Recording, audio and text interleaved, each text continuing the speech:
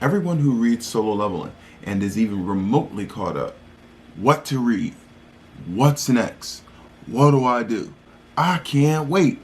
I can't hold it in. Wednesdays once a week is too far apart. Oh, this needs to be this. The chapter should be longer. I hear you, I hear you, I hear you. But the thing is this. If you had something else to read or a few other things to read weekly, it probably wouldn't feel so long in between the Solo Leveling chapters. So, this video is here today to break it down to you guys exactly what I am reading to pass the time in between the Solo Leveling chapters. And the funny thing is, all three of these series, plus the bonus series at the end, all three of these series, all can stand on their own. But because Solo Leveling is the hypest thing out there, everything is compared to Solo Leveling. So it is all good. I have three series particularly that I am covering on my channel weekly, in addition to Solo Leveling, and then one bonus series. And the first series that I want to talk about is I Am the Sorcerer King. I am really starting to love this series. I am currently on chapter 31. I do cover all three of the series that I'm going to talk about in this video on my channel. Live reaction playlist I'll put in the description somewhere up here most likely. I Am Sorcerer King is probably the closest thing to a Solo Leveling clone that I have read so far. And the reason why is because it is very similar to Solo Leveling. So the first thing I have here is, by chapter 21, Lee Sung-hoon is relative to Sung Jin in their respective worlds, aka OP. So, Lee Sung-hoon is our main character in I Am the Sorcerer King. The story itself is about a Sorcerer King from a time who was reincarnated into the modern world, where random portals popped up out of nowhere, and with these portals came people with powers, and the world is defending itself from these big and giant creatures that are coming out of these portals, aka dungeons. But what makes this series not only special but particularly very interesting in combat is that the military is heavily involved. I love, modern day military, watching them fight, watch a series about that, so that's really cool there. There is currently 2 magic systems that I am up to in this series. There is the system of the current world that allows the people to use magic, and it reminds you a lot of the Solo Leveling world, where it has the heads-up display, that's what I call it, or the digital screen, or the hologram screen, whatever the heck you want to call it. He has that. He has access to that. He is an OP character. His name is Sung-hoon, similar to Sung Jin. I mean, everything about this guy is absolute insanity. He has crafting ability. He has access to ancient magic. And right now, I'm just touching surface level stuff. I'm not even going deep into what he can do. But just know, if you love the flex, if you love seeing Smoke Jin-woo literally flex on the enemy, if you love seeing an OP MC, an overpowered main character, if that's what you like to see, if you like to see somebody who can constantly pull these crazy ass abilities out of their ass, and it will eventually all make sense, and in watching 2, 3, and multiple power systems take place at once and how they could potentially conflict with each other, got something going on good here. You got something really good going on. So, another good thing about this series is there's a lot of business discussion that takes place in this series. So if you're into behind the scenes in the business of what's going on into this world, I don't want to get too deep, I don't want to spoil everything, then you're going to get your business fulfillment. Another thing you're going to get is actually just a little bit of comedy. It's kind of funny, but you're going to get your comedy in this. So easy to catch up to, and it's weekly, and it seems as if it's gaining momentum. And that is I Am the Sorcerer King. So it's a great series so far. Again, I am caught up to, I believe, chapter 33 is the last chapter that I read. So feel free, check out the playlist, catch up, and you can jump into live premieres and enjoy I Am the Sorcerer King along with everybody else. So that's my first recommendation. A returner's magic should be special. Number one, the characters with an S. A returner's magic is more of the opposite of solo leveling. I would even challenge, and call it team leveling, because it's slightly along the same feel of, I guess, the clone. Like, it feels a little like I Am the Sorcerer King, just a little bit, but it definitely has its own identity, simply because of the dialogue and the relationship between the characters, where as they're leveling up through this world, or not necessarily leveling up, but growing and getting more powerful in this world, and it's all about the team.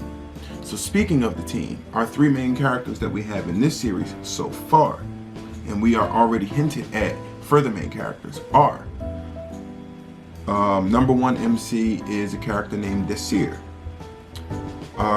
And he is a reincarnated hunter or mage from the past. I'm not going to go too deep into that, because that is really quick and breezed over early in the series. More like chapter 1, and then we kind of, boom, we jump in and he wakes up and he's in a school. Number 2 is one of his school friends, Pram, friend. And then number 3 is a female friend of his, or a teammate, or whatever you want to call it, co-MC, and that would be Romantica. You definitely have some cool designs, character designs in this series.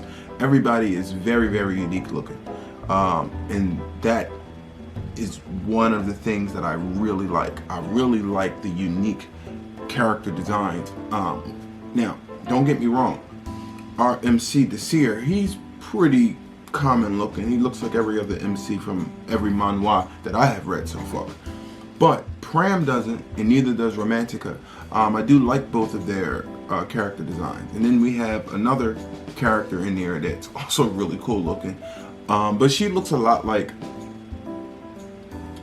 other characters that we have all seen, aka, or also, yeah, Fate Stay Night. If you saw Fate Stay Night or Fate, any of the Fate series, then you know, when you read any of this, you're going to know exactly who I'm talking about, who I'm referring to.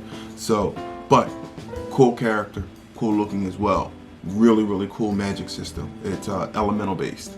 Another character I want to highlight, and that would be my personal favorite character of this series, Professor Bridget.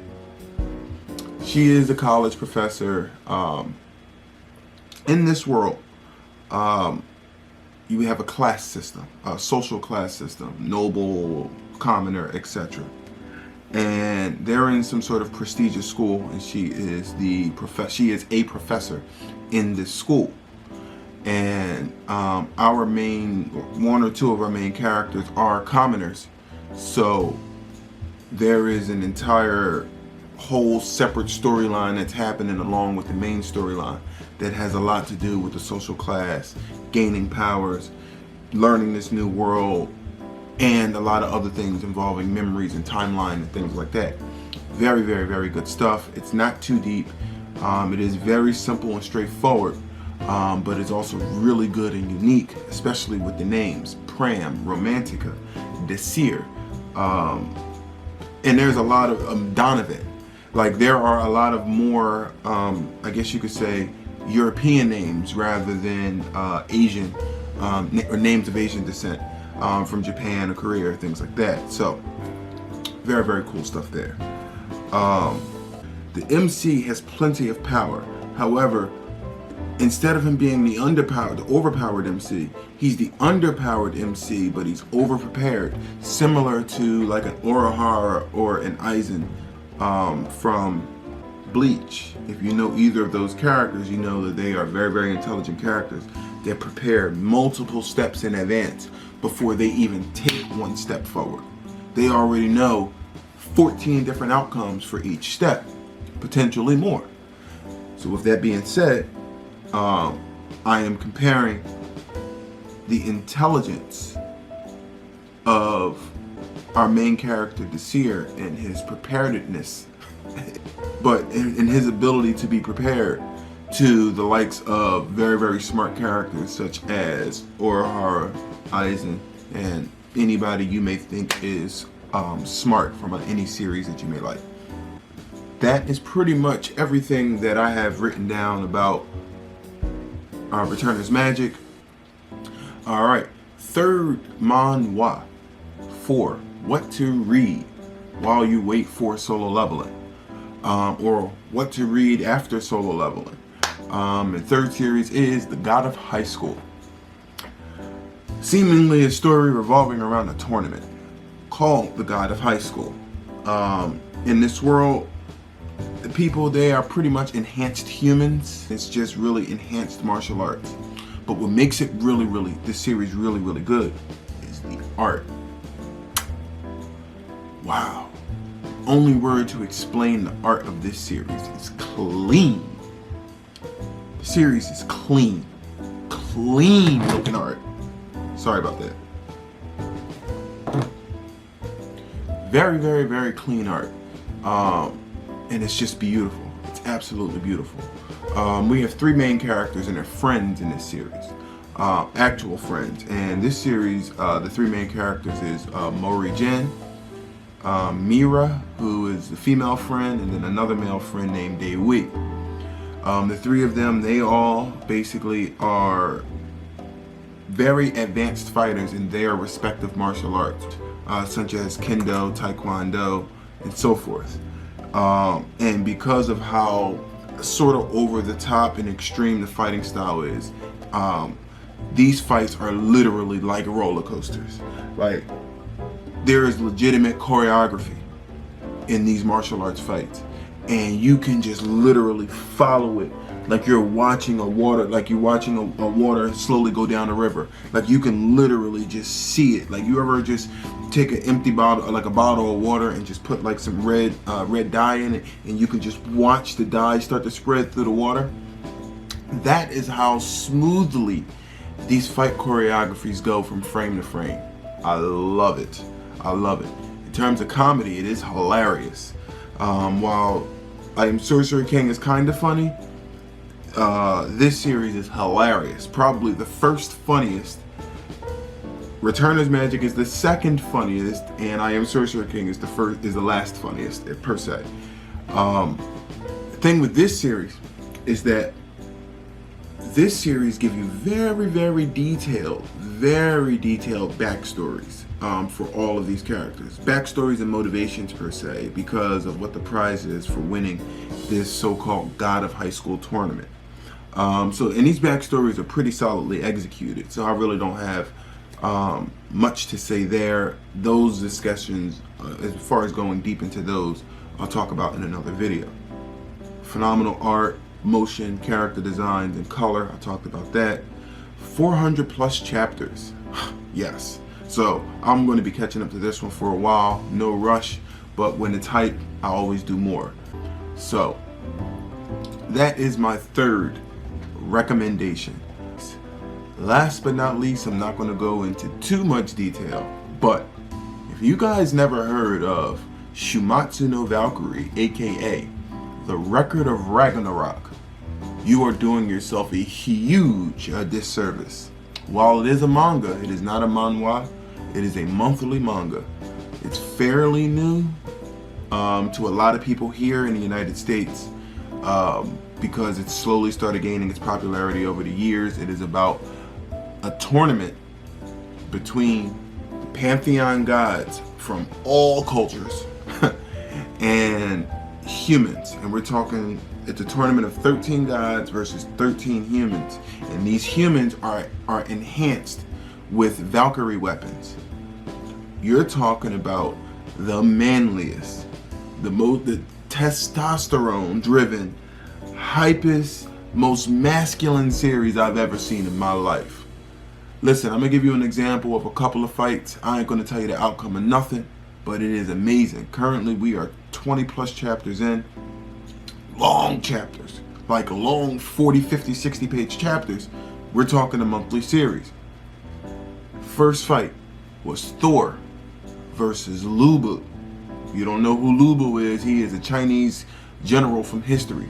Look him up, or just read Shumatsu. They have no problem giving you the full background history of these characters. Thor, not Marvel's Thor, just the Shumatsu's version of Thor. The series is also called The Record of Ragnarok. Versus Lubu was number one. The second fight was Adam the First Man from the Bible versus Zeus. Yes, Zeus. The third fight was Poseidon versus Sasaki Kojiro, a Japanese samurai swordsman from the past, versus Poseidon. You don't know who Poseidon is, look him up. He's a very, very common named god. And then the fight that we are on currently, the hypest of all, is Jack the Ripper. Wow, Jack the Ripper. I'm telling y'all, this is the best rendition of Jack the Ripper in an anime to date. Period. Period. I mean, maybe not period, but it doesn't matter. It doesn't matter. I'm saying it's period because it's the best one I've seen. Jack the Ripper versus Heracles, also known as Hercules, but they are particularly telling you that this is Heracles, and that's the current fight. We have a full list of the fights of the participants from each side, but we don't know who we're going to fight who in the future. But every fight has been absolutely incredible. They are lengthy, they are very well choreographed, they are incredibly drawn, and the story and the background and the history of these characters are given to you in the middle of the fights. Absolutely incredible. I've been covering Shumatsu no Valkyrie since the week it got translated by Valhalla Scans, back when they first started translating it, before anybody even knew it existed. I just happened to come across it randomly. But that is my final bonus recommendation. So those are the 4 series I wanted to talk about. I know it took me longer than I wanted to break this down for y'all, but I wanted to get it to you. I know there's a lot of people who just don't know what to read next. A lot of people don't know what's good, and they're out there trying a bunch of different things. Well, if you want to read something along with me, here we go. These are what I'm reading, and I find them all very, very good. Otherwise, they would have been dropped already.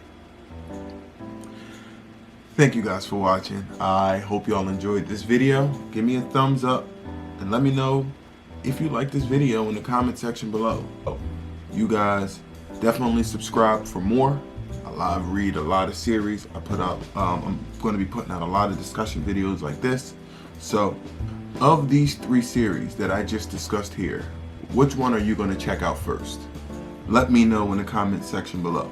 Like the video, subscribe to the channel, definitely subscribe. Peace. Y'all have a good day.